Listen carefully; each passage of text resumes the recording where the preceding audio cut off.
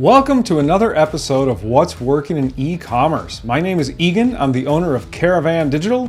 We're a digital marketing agency for e-commerce store owners, and we help them with paid social, paid search, and email marketing automation. I'm really excited to have on today, we have Brie Moreau from White Light Digital Marketing, all the way from Australia, right? Yeah, that's correct, Egan. Lovely to be on the show. Thank you for being here. Brie is a highly experienced digital marketer. He and his team drive incredible results for their clients. He's spoken all over the world about SEO and digital marketing, and I'm really excited to have him on today. Brie, welcome. Thank you very much, Egan. I'm looking forward to having a chat. Right on. So tell us a little bit about the anti-agency agency. You have some experience in the agency world, and I see on your site you talk about that. Tell us a little bit about that approach. Yeah, so basically I've been doing SEO and digital marketing for 15 years, and in that time I've worked for some very high-level agencies, very international, big, large companies, and very unethical in the way that they operate their business, and yeah, just not a good place to work in any sense. Very prestigious, but just basically took clients' money and didn't deliver much results for that. So building my own agency was developed around not running an agency like that, and that's why I call it the anti-agency, because we actually care about our clients' results and we genuinely want to be innovators in the field and do a lot of stuff that these other agencies pretend that they're doing. I appreciate that, and I think our viewers will as well. I'm curious from the prospect side, if someone has an e-commerce agency or just any business and they're looking to hire an SEO agency, what are some of the red flags that they might be, hiring someone who's not so good? It really depends. E-commerce is a very broad term to begin with. If we're talking like a very, very kind of small site with 10 products and it's a very niche down thing, it's a very different demand or request than an e-commerce site with 150,000 products. That's the first thing. So if we're dealing with a site with 150,000 products or more than that, just a larger number than 1,000, then you need a specialized level of SEO consultant, and they're very, very rare and they're very, very hard to find, and they charge a lot. So I think the first thing is, if you do have a large e-commerce site, you need to see the experience and levels of what they've worked on in the past. And this is going to sound really silly, but do they have really, really good Excel skills? Because if they have really, really good Excel skills, then that means they're probably very good at filtering data. And that's what it really comes down to. That's interesting. They need to be able to crunch that data. Any red flags when a business owner is interviewing SEO companies? Is there a way to tell at the outset, hey, this is one to avoid? I'm trying to think what the best answer to that is. And the reality is a lot of agencies, especially when you start, like our competitors, for lack of a better term, they all have sales guys. So you're generally dealing with the salesperson, not really directly the direct to the SEO. So that's the thing that I would say is, I want to speak to the person who's actually running my campaign. Is this a Filipino or an Indian, or is this someone that's in a Western country that's got 10 or 15 years experience in running e-commerce? And can they communicate? Because it's really hard to find SEOs, the high-level guys, they tend to be a little bit autistic. They're very specialized.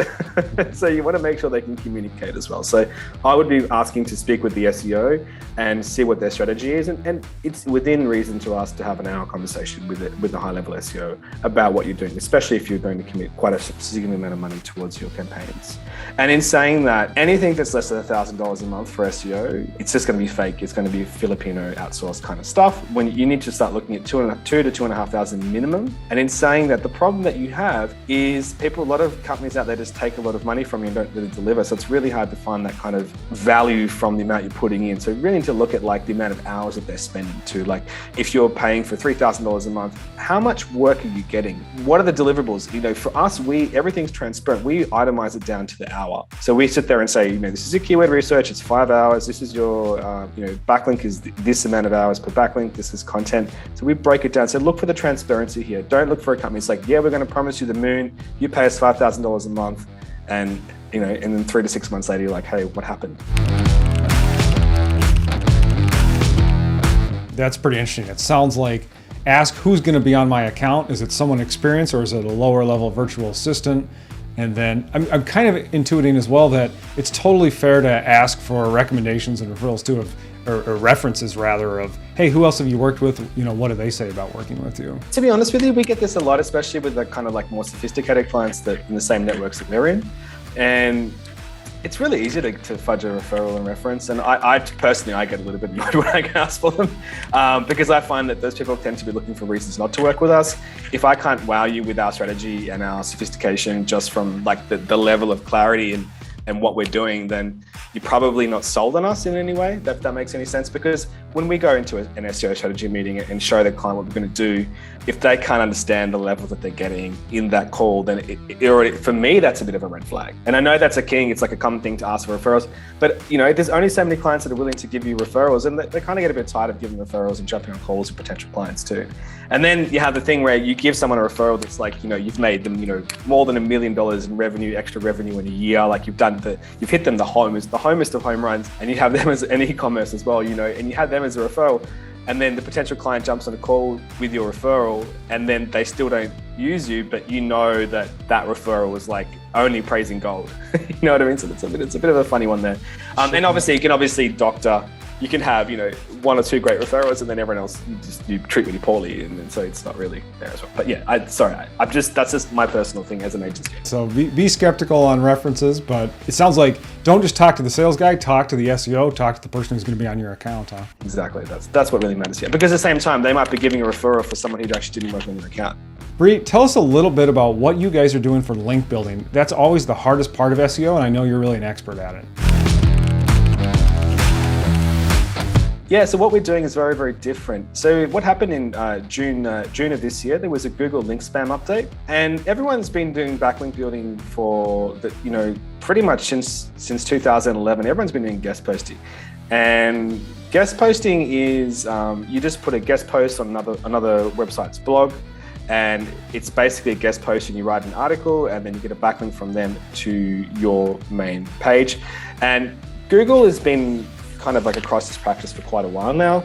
And the funny thing is guest posting works really, really well. Like if you give us a 5,000 USD budget specifically for guest posting, we're going to get you results. So we come in and we can just basically do a whole bunch of guest posting for you. In 3 to 6 months or 6 to 12 months, you're going to see this massive burst in traffic. Guest posting and backlinking is the way that you really, really drive traffic in SEO.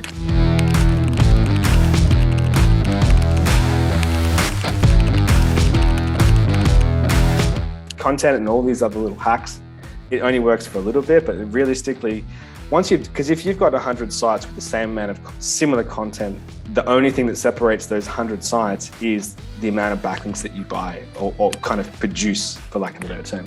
So guest posting is the way it's worked for a very long time. Now, what happened in June this year is basically Google released an algorithm update called the link spam update. Now, not many websites got hit that badly by the link spam update, but in saying that, they basically wrote, if you do guest posting, you're gonna get caught, basically. And there's two options here, that you either get penalized for guest posting, which will happen in the future, because basically Google said, we've got a guest posting update, heads up guys, this is what we're targeting next.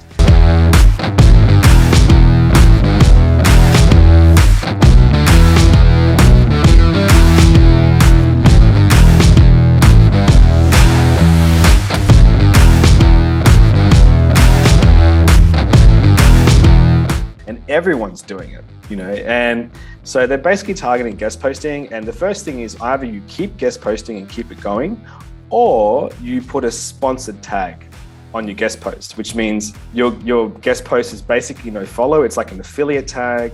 It's just not going to have any weight, because as soon as you start putting guest sponsored tags on guest posts, Google's going to sit there and say, well, that's not a real backlink. We're just going to ignore it. So this is a very, very real problem. And it's going to have very, very real consequences, like very, very soon. Now, and the reason I know this, because I was around in 2011 when the first algorithm update hit, and I got hit really, really bad. And so did everyone, because there was never been an algorithm update until that point. And the funny thing is what we used to do back then is we used to publish heaps of content on ezine articles. I don't know if you know about ezine articles. Yeah. It's like an old article directory site, yeah? So we used to go out and we just speak. We have a client and we just do like 100 articles on ezine, perfect keyword-rich anchor text, because that's what worked back then.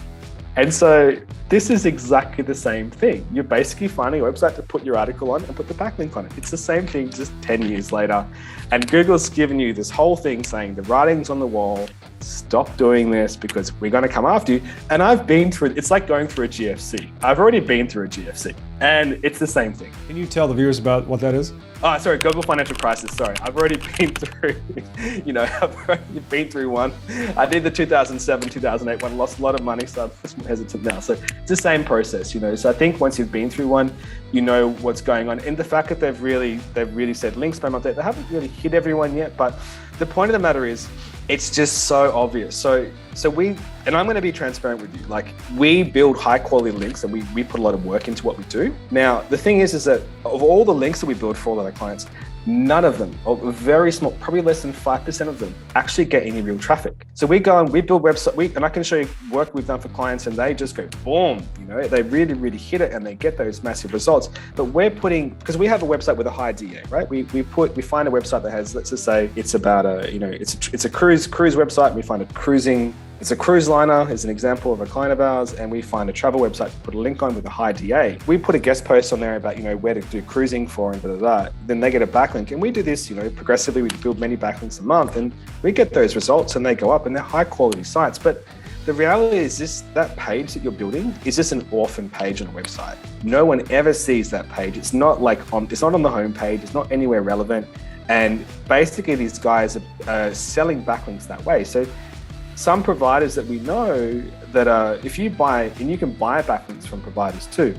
And if you go to a provider and say, hey, I want to buy a DA50 thing with this much traffic on it. Some of these websites, because we've seen that our clients have bought from these people before, and we've reviewed the backlinks. Some of these sites are doing like 20 guest posts a day. And you're getting the links, right? And the links are coming through. So you're getting a whole bunch of links, and it works. Like, you really do get this lift in traffic. But the thing is that if you put all those links into Google, you'll see there's no traffic to those pages. They're all orphan websites. And it's very, very easy for Google to spot this. Like, it's just surprising they're letting it happen up until now. Pretty interesting. So you can buy links, but you really should not, right? There's no real way around it. You can buy links, and everyone Google will say, no, you shouldn't buy links. But if you want to compete, it's like steroids, If you want to be the international bodybuilder, you gotta do some juice, It's just the reality, And so you can't really artificially create. You can't really not buy links to compete at the higher levels. You have to buy links, because you can't genuinely deal that many backlinks to those specific niche pages on your website. It's very, very hard. Yeah, that's very interesting. I was going to ask. So you're talking about the amount of traffic on the pages that are linking to the client site. Is that right? Why does that matter, and how do you think about that?